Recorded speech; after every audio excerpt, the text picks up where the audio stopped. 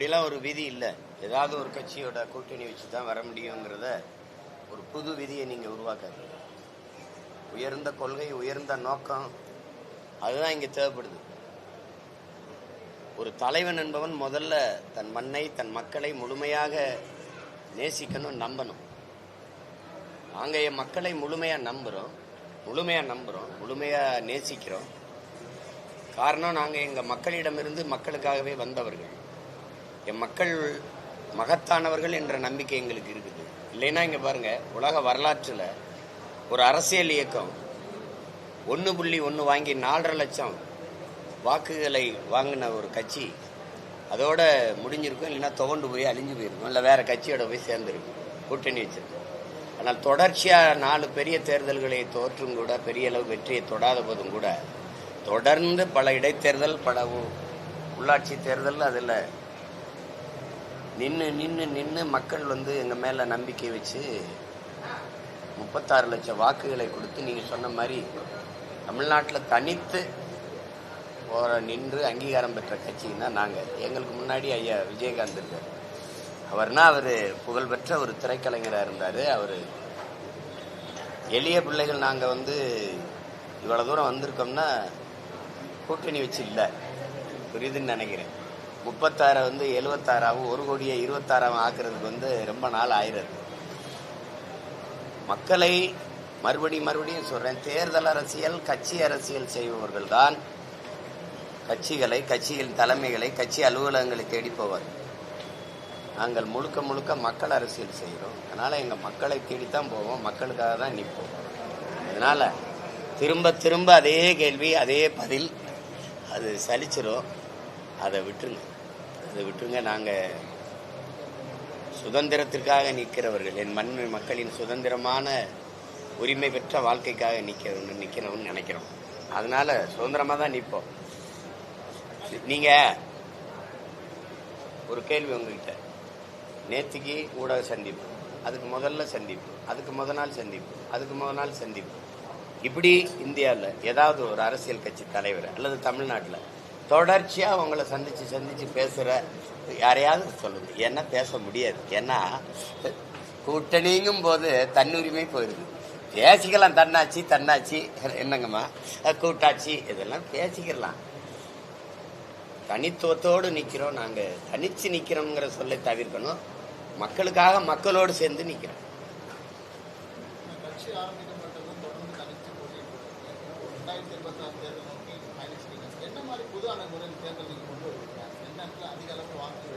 ஒரு முறையை மாற்றுவது எங்களுடைய பலம் பலகீனம் எதுன்னு எங்களுக்கு தெரிய வந்துட்ட பிறகு சண்டை போடுற போர் முறையை வகுத்து மாற்றிக்கிற வேண்டியதான். எங்கள்கிட்ட பணம் இல்லை, ஊடகங்கள் ஆதரவு இல்லை. இப்போ பேசுறீங்க, இப்போ என்கிட்ட தேர்தல் நேரத்தில் என்னை எடுத்து கூட போட மாட்டீங்க, என் கட்சி போட்டியிடுதுன்னு கூட சொல்ல மாட்டீங்க, மற்றும் பலர்லேயே வைப்பீங்க, மற்றவை அப்படின்னு. அது தெரிஞ்சிருச்சு. அதனால எங்களுக்கு நாங்களே ஊடகமாக மாறுவோம். பணம் இல்லை, வாக்குக்கு காசு கொடுத்து நாங்கள் இவ்வளவு வாக்கை பெற்றதில்லை. அது எங்களுக்கு ஒரு பெரிய நம்பிக்கையை தந்திருக்கு. அதில் இன்னும் ஒரு 4-5 மாதம் தானே பொறுத்திருந்து பாருங்க என் ஆட்டம் எப்படி இருக்குன்னு. நான் திரும்ப சொல்றது தான், சிவன் ஆட்டத்தை பார்த்துருப்பீங்க, சீமான் ஆட்டத்தை பார்ப்பீங்க. இந்த தேர்தலில் வேற மாதிரி வியூகங்களை வகுத்து, அந்த நுட்பங்களை வகுத்து,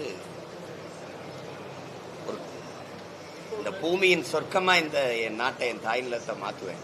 உலகத்தின் தலை சிறந்த நாடா. அது சொல்லும்போது நீங்க நம்ப மாட்டேங்கிறீங்க. நான் காட்டுவேன் எப்படி எங்க ஆட்சியில எப்படி இருக்கும் அப்படின்னு காட்டுவேன். அது அவர் சொல்றது சரியா தானே இருக்குது அப்படின்னு உங்களுக்கு நம்பிக்கை வரும். அப்போ எங்களை ஆதரிப்போம். அதுவரை கொஞ்சம் பொறுத்துருங்க. எல்லாத்தையும் சொல்ல முடியாது. ஏன்னா நான் ஒன்று சொன்னா நீங்க அதை செஞ்சுக்கிட்டே வரீங்க, நீங்களா செஞ்ச மாதிரி. முத இந்த மண்ணில் அன்பு சோலைங்கிற ஒன்று முதலா இங்க உருவாக்குனது எங்க இனத்திலே எங்க தலைவர் தான். போர்ல பிள்ளைகளை எல்லாம் வீரச்சாவை தழுவ கொடுத்த பெற்றோர்களை பாதுகாக்க அன்பு சோலை என்ற ஒன்றை நிறுவியது எங்க தலைவர் தான். அதுக்கு பிறகு இந்த மண்ணில் அவர் பிள்ளை நான் தான் நாங்கள் ஆட்சிக்கு வரும்போது பிள்ளைகளால் கைவிடப்பட்ட பெற்றோர்களை பாதுகாக்க அன்பு சோலை என்ற ஒன்றை நிறுவுவோம்னு சொன்னோம். திருப்பி இப்போ நிதிநிலை அறிக்கையில் அன்பு சொல்லுங்கிறீங்க. இவ்வளவு காலமா நீங்க இதெல்லாம் என்ன பண்ணீங்க? திடீர்னு தமிழ்ல அரசாணைப்பீங்க, திடீர்னு சொல்லுவீங்க. அதெல்லாம் நீங்களாம் யோசிச்சு சொன்ன மாதிரி சொல்லுவீங்க. அதனால கொஞ்சம் காத்திருக்கணும்.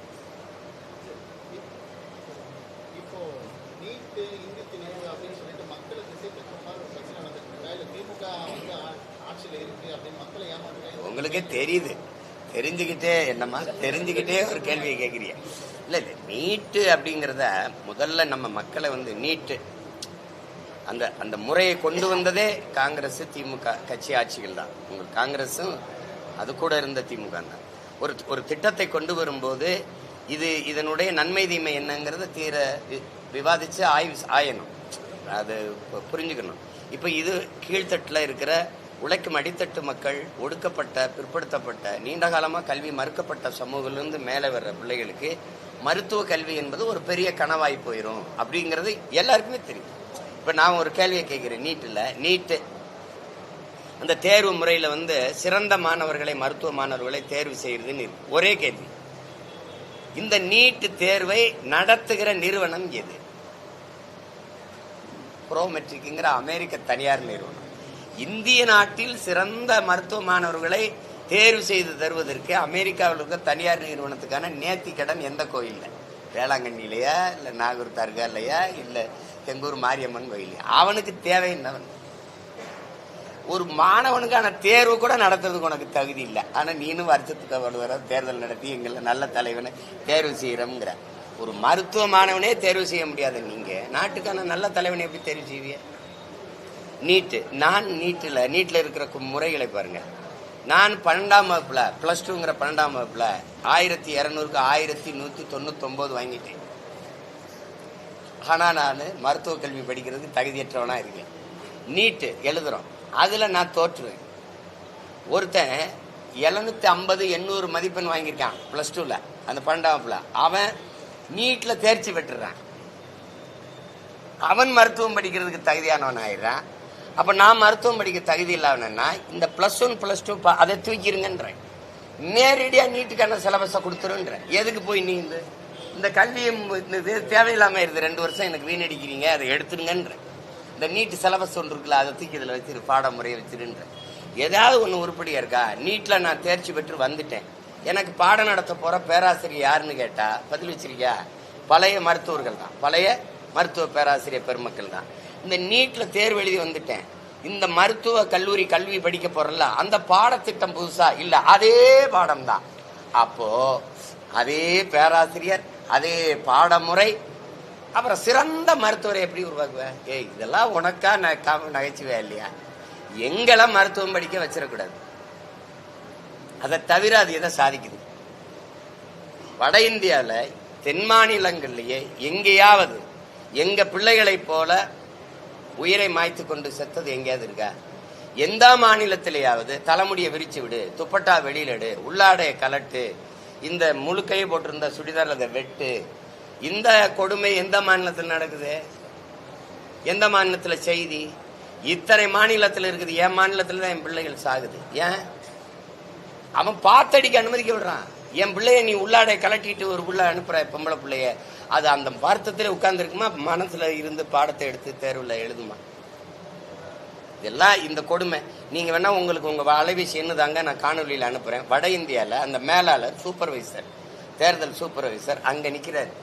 அவன் நோட்டை புத்தகத்தை பிரிச்சு வச்சு எழுதுறானா இல்லையா?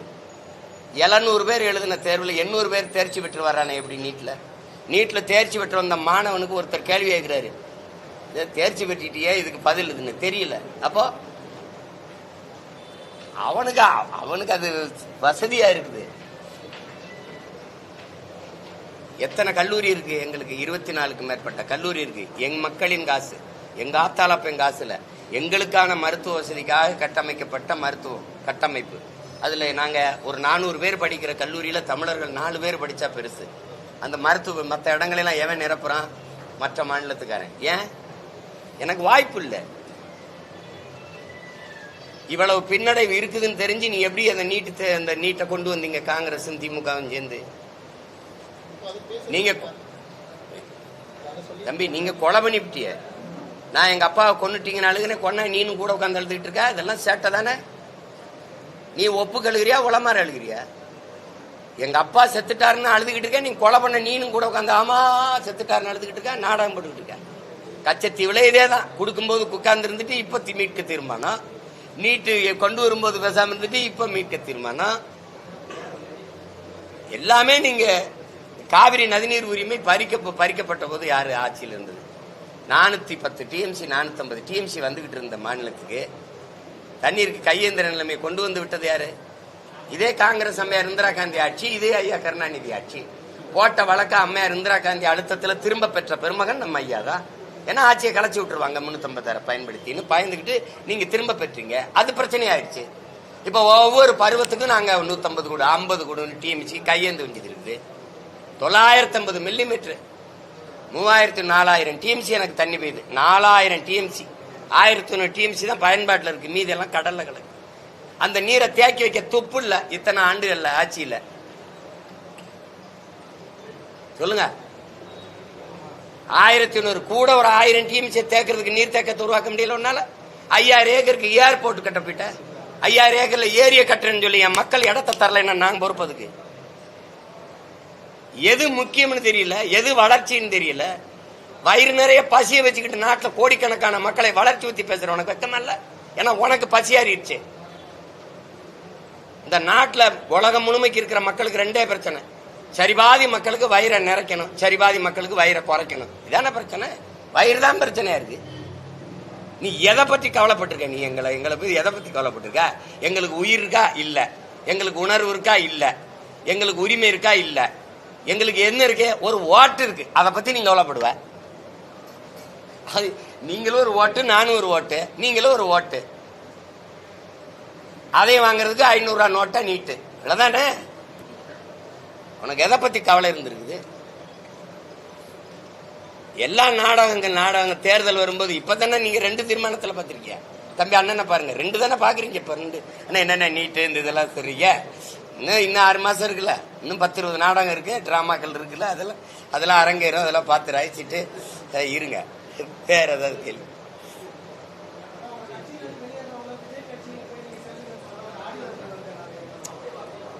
அது ஒரு நீங்க இப்ப கேக்குறீங்க, உங்களுக்கான செய்தி, உங்களுக்கு மக்களுக்கு செய்தி சொல்லணுங்கிறது உங்களோட பேசுறேன். தனிப்பட்ட முறையில் நீங்க அடுத்தவர் படுக்கையை எட்டி பாக்குறது அநாகரிகமோட தெரியலன்னா கஷ்டம். நான் எங்க இதுக்குள்ள சொல்லுவேன், செத்துட்டு ஜெயிச்சுட்டு வா, செத்து போன்னு சொல்றது என் தம்பி தங்கி கிட்ட நான் உரிமையோட சொல்லுவேன். நீங்க டூ ஆர் டை செய், இல்லைன்னா செத்து மடி, அதை தத்துவம்னு பேசுறீங்க. அதே நான் என் தம்பி தங்கச்சிகிட்ட எங்க பிள்ளைகள்கிட்ட சொன்னா அதை அப்படிலாம் பேசுறாரு. அது உனக்கு பிரச்சனையா? உனக்கு பிரச்சனையா? கட்சியில சொல்றதான் இரு, இல்லைன்னா போ. எந்த கட்சிக்கோ போறதுக்கு என் தம்பி கட்சிக்கு போன்றேன்.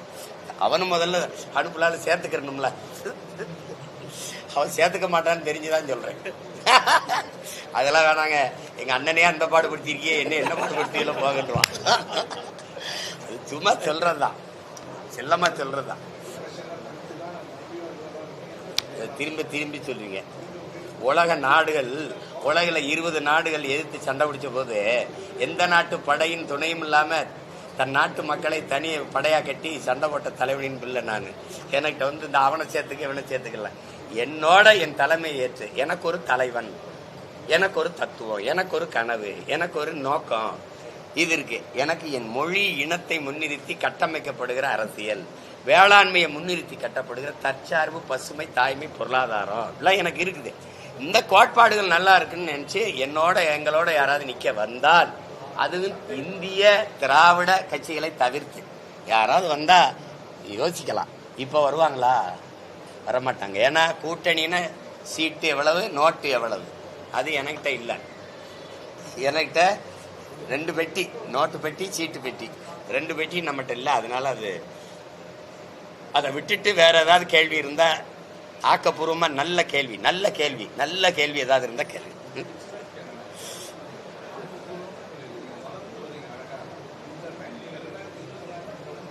அதுக்குத்தான் யாரோடும் சேராம போட்டி போடுறேன்.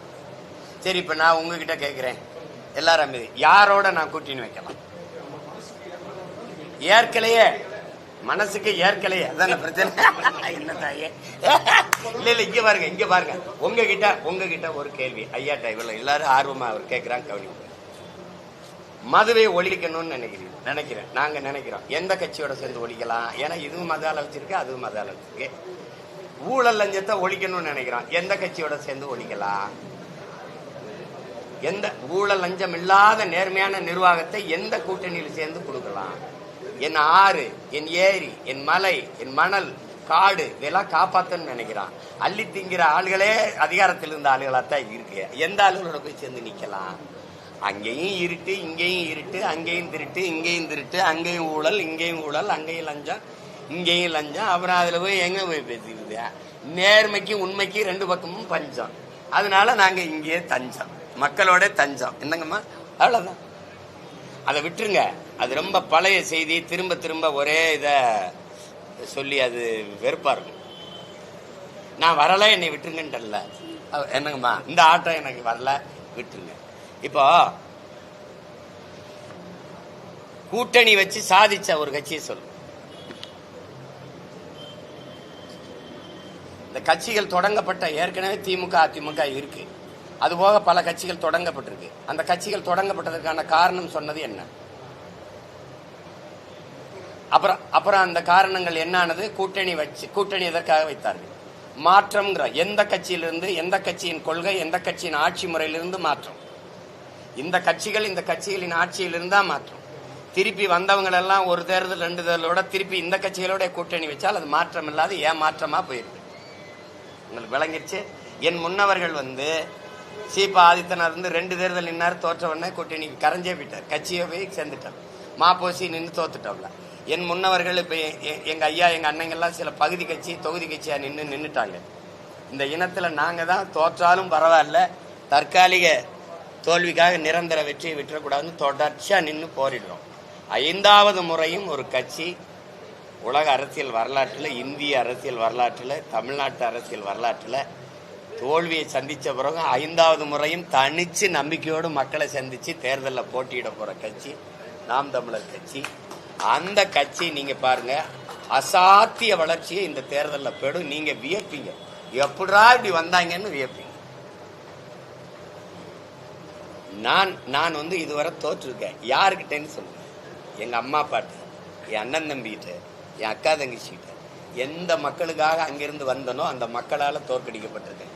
அது தோல்வின்னு நான் ஏங்க இருந்தனும்? என் தோல்வி என்னதில்லை, என் மக்களோடது. என் வெற்றியும் எங்களது இல்லை, என் மக்களோடது. நாம் தமிழர் கட்சியின் வெற்றி என்பது நாம் தமிழர் கட்சியின் வெற்றி இல்லை, நாங்கள் பிறந்த பெருமைமிக்க தமிழ் பேரினத்தின் வெற்றி. அதை நோக்கிதான் நாங்கள் கவனிப்பு போவோம். அதனால இது நாங்கள் வகுத்து கொண்ட கொள்கை கோட்பாடல்ல. 800 ஆண்டுகளா எனது முன்னவர்கள் எங்களுக்கு வகுத்து வச்சுட்டு போன தத்துவ பாதை, அதுல பயணிக்கிறோம். எங்களுக்கு முன்னத்தியரா எங்க ஐயா எங்க அப்பா மணியரசன் இருக்கிறார். கருத்தியலா களத்தியலில் அவர் பிள்ளைகள் நாங்க நிக்கிறோம். புரியுதுன்னு நினைக்கிறேன். அதனால அதுல போயிட்டு இந்த கூட்டணி எப்படி போயிட்டு, சரி கூட்டணி போய் 10-20 இடங்கள், அது 5-10 இடங்கள் வென்றவர்கள் இந்த நாட்டுக்கு மக்களுக்கும் செய்த சாதனை என்னன்னு சொல்லுங்க. நான் வேணா அதையே செய்ய அப்படி சேட்டா.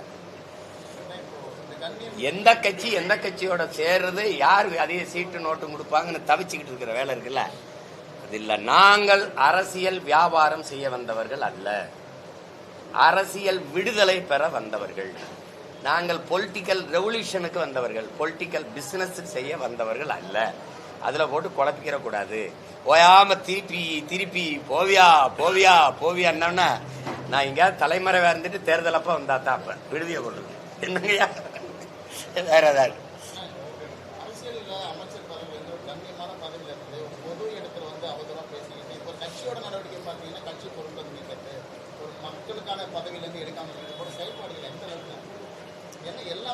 அந்த கட்சியில அவ்வளவு தூரம் அந்த நடவடிக்கை நம்ம எதிர்பார்க்க முடியாது. ஏன்னா இந்த அநாகரிக கண்ணியமற்ற கடமை கண்ணியம் கட்டுப்பாடுங்கிறது வெறும் முழக்கத்துல, அது பேரறிஞர் அண்ணா சொல்லிய கூற்று. அது அந்த கட்டுப்பாடு 3 வார்த்தையில தான் இருக்கு. சுத்தமா உங்ககிட்ட இருக்கு. அநாகரிக அரசியல், அவதூறு அரசியல், பழிவாங்கும் அரசியல், இது மாதிரியான அரசியலின் தொடக்கமே இவர்கள் அமர்ந்த பிறகுதான். பேரறிஞர் அண்ணாவுக்கு பிறகு அடுத்து யார் அமர்ந்தாரோ அவர் தான் அதை தொடங்கி வைக்கிறார். நன்னில நடராஜன், தீப்பொறி ஆறுமுகம், ஐயா மதிப்புக்குரிய ஐயா வெற்றி கொண்டான், இது மாதிரி ஆட்கள் எல்லாம் பொது வழியிலே பேசியதற்கு உங்கள் பகுதியில் வேணா அனுப்புகிறேன். அம்மையார் ஜெயலலிதாவை எவ்வளவு இழிவா பெண்களை பேசியது, மேடையில் பேசியது. இப்போ சிவாஜி கிருஷ்ணமூர்த்தி, சைதை சாதிக்கு போன்ற ஐயாக்கள் அண்ணங்கள்லாம் பேசுறதை நீங்க கேட்குறீங்கன்னு தான் நினைக்கிறேன். அவர்கள் சார்புள்ள வலையொலிகள் யூடியூபர்ஸ் சொல்றோம்ல, அவங்க பேசுறதெல்லாம் பாரு, தனிப்பட்ட முறையில் எடுத்தவன அவங்க குடும்பத்தை தான் பேசுறாங்க. இப்போ என்னையெல்லாம் அவ்வளவு தூரம் பேசுறாங்க, அது எனக்கு ஒன்றும் இல்லை. என் தாயை பேசுறது உன் தாயை பேசுறதா நன்றின்னு நான் பெருமையா போயிடுறேன். என்ன அப்படி பெத்த தாயை இவ்வளவு காலமா பேசுறான்னு நினைச்சிட்டு, அது யாருன்னு பேர்லாம் நான் சொல்ல வேண்டியதில்லை, நீங்க கவனிப்பீங்க. நீங்க உங்களுக்கு தெரியாது இருக்காங்க சொல்றேன், அதை அவங்க அனுமதிப்பாங்க. ஒரு இளைய தலைமுறை பிள்ளைகளை கூட்டி வச்சு பேச்சு பயிற்சி, அடுத்த தலைமுறைக்கு அரசியல் பயிற்சி கொடுத்த பயிற்சியாளர்கள் எல்லாம் பேரை சொல்லி பாருங்க, எப்படிப்பட்ட தலைமுறையை தயாரிக்கிறாங்கன்னு தெரிஞ்சுக்கலாம். இவங்களே சகிக்க முடியல, இவன் இன்னொரு தலைமுறைக்கு வேற கற்பிச்சு கொடுக்குறாப்ல, இப்படி பேசணும் அப்படி பேசணும். அதுல ஒவ்வொருத்தரும் அவங்க பேசுறத பொது மேடையெல்லாம் அது கட்சி உள்ளரங்குல பேசும்போது அவங்க ரசிப்பாங்க. அதுல நீங்க எதை சொல்றீங்க, யாரை குறித்து கேட்குறீங்க, அதான் அந்த கட்சியின் தலைமை தான் அதை செய்யணும். அதனால அவர் பேசியிருப்பாரு. ஐயா என்னோட தனிப்பட்ட கருத்து அதுக்காக ரொம்ப வருந்திருப்பாருன்னு நான் நினைக்கிறேன். வருந்திருப்பாரு, ஏன்னா உண்மையிலே நம்ம மதிக்கக்கூடிய ஒரு பெரியவர், அவர் வருந்திருப்பாரு. அப்புறம் அதுக்கு போல போயிட்டு அதை நீங்க அப்படி பேசிட்டேன்னு சொல்லிட்டு கொண்டதில்லை. இனி வரும் காலங்களில் நானும் சரி, நீங்களும் சரி, எல்லாருமே சரி, கொஞ்சம் கண்ணியமா நம்ம பேசணுங்கிறது இது ஒரு படிப்பினை, அப்படி எடுத்துக்க வேண்டியதுதான்.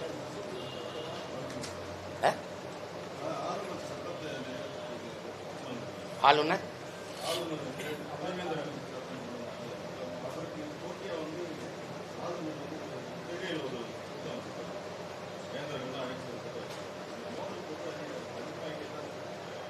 அது ஜனநாயகத்துக்கு அழகு இல்லை. அது உங்களுக்கு இந்த நாடு மக்களாட்சி தத்துவத்தை ஏற்றுக்கொண்ட நாடு, மக்களுக்கான ஆட்சி நிறுவுகிற ஒரு அமைப்பை ஏற்றுக்கொண்ட நாடு. அதிகாரம் மக்களுக்கு, அப்படிதானே? மக்களாட்சிங்கிறது மக்களுக்கான அதிகாரத்தை மக்களை நிறுவுகிறது பேர் தானே மக்களாட்சி. அப்படி மக்களால் நிறுவப்பட்ட ஆட்சி தானே திமுக ஆட்சி. அப்ப அந்த மக்களால் நிறுவப்பட்ட ஆட்சிக்கு இல்லாத அதிகாரம், இந்த நாட்டின் முதலமைச்சர் ஐயா ஸ்டாலின் அவர்களுக்கு இல்லாத அதிகாரம் ஒரு நியமன உறுப்பினர் RN ரவிக்கு எப்படி வருது? இந்த நாட்டில் ஒரு அமைப்பு இருக்கு. மக்களாட்சியின் தலைவர் யாரு? குடியரசுத் தலைவர். குடியரசுத் தலைவரை மக்கள் தேர்வு செஞ்சாங்களா? அப்ப அது மக்களாட்சியா? குடியாட்சியின், குடிமக்களின் ஆட்சி, குடியரசின் தலைவரையே குடிமக்கள் தேர்வு செய்ய முடியாது. இந்த அமைப்பு எவ்வளவு தப்பா இருக்கு பாரு. மக்களால் தேர்வு செய்யப்பட்டவர்கள் தேர்வு செய்வார்கள், அவர்கள் வசதிக்கு ஏற்ப ஒருவரை, அவர்கள் நீற்ற இடத்தில் காற்று இடத்தில் கையெழுத்து போடுற ஒருவரை தேர்வு செய்வார்கள். அந்த அமைப்பு அவர் கையெழுத்தில் தான் சட்டங்கள் நிறைவேறுது. அது நாட்டு மக்களின் நலன் சார்ந்த திட்டங்களும் சட்டங்களும் வரணும்னா மக்களால் தேர்வு செய்யப்பட்டவர்னா பயப்படுவாங்க. மறுபடியும் மக்களை சந்திக்கும் போது அவன் நம்ம நிராகரிப்பான் என்ற அச்சம் வரும். ஆனால் மக்களே சந்திக்காத ஒருவர் உயர்ந்த பதவியில் இருந்து கையெழுத்திடுறாரு சட்டத்துக்குன்னா, அவன் போட்டா என்ன போடலன்னா இங்க மக்கள் நலன்கிறது கவனத்திலே வராது, கருத்திலே இருக்காது. அப்படிப்பட்ட முறையில் அவரால் நியமிக்கப்படுகிற ஒரு ஆளுநருங்கிறதுக்கு எதுக்கு இவ்வளவு பெரிய பொறுப்பு? எதுக்கு இத்தனை பல்கலைக்கழகங்களை நிர்வகிக்கிற பொறுப்பு? ஆளுநருக்கு சம்பளம் யார் கொடுப்பா? மாநில அரசு. இந்த வேந்தர்களுக்கு, பல்கலைக்கழக வேந்தர்களுக்கு சம்பளம் யார் கொடுப்பா? மாநில அரசு. அந்த வேந்தர்களை யார் நியமிப்பா? மாநில அரசுக்கு இல்லாத உரிமை அந்த நியமன உறுப்பினருக்கு எப்படி வருது? இது எப்படி மக்களாட்சின்னு சொல்ற? இது மக்களாட்சிக்கு எதிரான துரோகம். இது ஒரு நியமன உறுப்பினருக்கு எல்லா அதிகாரம் இருக்குன்னு வச்சுக்கிட்டு நீ அங்க போய் இது பண்றது, இங்க போய் போட்டு இதுல கையெழுத்திட முடியாது, இதுல அது பட முடியாது. ஒரு ஆன்லைன் ரம்மி விளையாட்டு, அதுக்கு எதிராக ஒரு தீர்மானத்தை போட்டா கையெழுத்து போடலையே. ஒரு இஸ்லாமிய சிறை கைதிகள் விடுதலை, அதுன்னு ஒரு தீர்மானத்தை நிறைவேற்றினா அது அங்கீகரிக்கலையே. அப்ப எது ஒன்றுமே ஆளுநர் கையெழுத்துல தான் இருக்கும்னா, அப்ப மக்களாட்சி வரிசையில் நின்று ஒரு நல்ல ஆட்சி கனவோடு வாக்கு செலுத்தின மக்களுக்கு என்ன இருக்குது? இங்க என்ன இருக்குது? அப்ப வெற்று வார்த்தை. மக்களாட்சிங்கிறது, ஜனநாயகம் என்பது சும்மா வெறும் வார்த்தை. அதனால அதெல்லாம் ஏற்க முடியாது, அதெல்லாம் தேவையில்லாத நடவடிக்கை. அதாவது ஐயா ஸ்டாலின் மாதிரி ஒரு ஆள் இருக்குன்னா சமாளிச்சு ஆட்டம் காட்டிக்கிட்டு இருக்காப்புல. எங்களை மாதிரி ஒரு ஆள் ஏறி உட்கார்ந்த என்னை மாதிரி ஒருத்தன் என்ன நடக்கும்னு ஒரு நாள் பார்க்க தானே போறீங்க. என்னம்மா வேற ஏதாவது கேள்வி?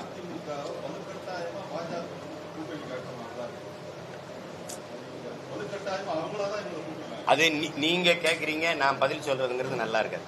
வலுக்கட்டாம எங்களை கூட்டணி கொண்டு சேர்த்துருச்சுங்கிறது சொல்ல வேண்டியது அந்த கட்சியின் பொதுச் செயலாளர். அவங்க எங்க ஐயா சொல்றாரா? எங்க ஐயா எடப்பாடி பழனிசாமி அவர்கள் சொல்றாங்களா? அந்த கட்சியில இருக்கிற செய்தி தொடர்பாளரோ அல்லது மூத்த தலைவரோ, இப்போ எங்க அண்ணன் ஜெயக்குமாரோ அல்லது எங்க ஐயா எஸ்பி வேலுமணியோ எங்க ஐயா செங்கோட்டையனோ ஐயா தம்பித்துறை அப்படி யாராவது சொல்றாங்களா? சொன்னா நம்ம அப்படி இப்படி கட்டாயப்படுத்திட்டாங்களோ அப்படின்னு. என்னங்கம்மா, தாலியை கட்டும்போது கழுத்தை காட்டும்போது எந்திரிச்சிருக்கலாம்ல. தாலியை கட்டி எல்லாம் போன பிறகு வட்டாயமா தாலியை கட்டிட்டானே, இப்ப கட்டும்போது என்னப்பா பண்ண ஒண்ணு இருக்குல்ல, அது மாதிரி அது சொல்லல. இல்ல நீங்களா ஒரு இதுல பேசிக்கிட்டு இருக்க வேண்டியது இல்லைல்ல. கூட்டணி சேர்ந்திருக்காங்க. உள்ளாட்சி உள்துறை அமைச்சர் ஐயா எடப்பாடி பழனிசாமி அவர்கள் வீட்டில் போய் விருந்து ஒன்று இருக்கிறாங்க. இதெல்லாம் என்னத்தையாவது நம்ம இது எப்படி சொல்றது, புரணி வச்சுட்டு கூடாது.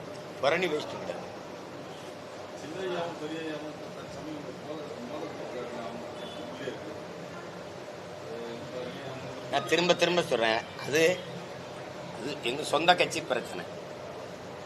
பட்டாளி மக்கள் கட்சியில் இருக்கிற எங்க ஐயாவுக்கும் சின்னையாவுக்கும் இருக்கிற பிரச்சனைங்கிறது சின்ன பிரச்சனை. அது பேசி தீர்க்கலாம். அப்படி நாட்டுக்கு மக்களுக்கு அதனால ஏதாவது பிரச்சனைன்னு சொல்லுங்க, நான் பொறுப்பேற்று எங்க ஐயாட்ட போய் பேசுறேன். இப்படி ஒண்ணும் இல்லை. அது ஒரு சாதாரண மே 11 நடக்கிற அந்த மாநாட்டில் எல்லாம் சரியா போயிடும். அதோட அது முடிஞ்சிடும். சும்மா ஏதாவது அதனால ஒரு பிரச்சனை வந்துருமா? அதோட அவங்க 2 பேரும் சண்டையை போட்டு இதெல்லாம் ஒரு பிரச்சனையா? கட்சிக்குள்ள ஒரு சின்ன சின்ன மனஸ்தாபங்கள் வர்றதான். அது பேசி சரி பண்ணிக்கிற முடியும். எதுல இல்ல வாழ்த்து செய்தி கொடுத்துருக்குது. வாழ்த்து அறிக்கை போடுவோம். நீ வா மாநாட்டுக்குன்னா போவேன். அது எங்க ஐயாவை கட்டாயம் பங்கேறினா போவேன். நான் அங்கே இருந்து வந்தால் தானே. அதனால எனக்கு ஒன்றும் அந்த மாநாட்டில் மேடையில் ஏறுறதுலையோ பேசுறதுலையோ எனக்கு ஒன்றும் இல்லையோ. நான் அங்கேதான் இருந்தேன். அது புதுசு ஒன்றும் இல்லை.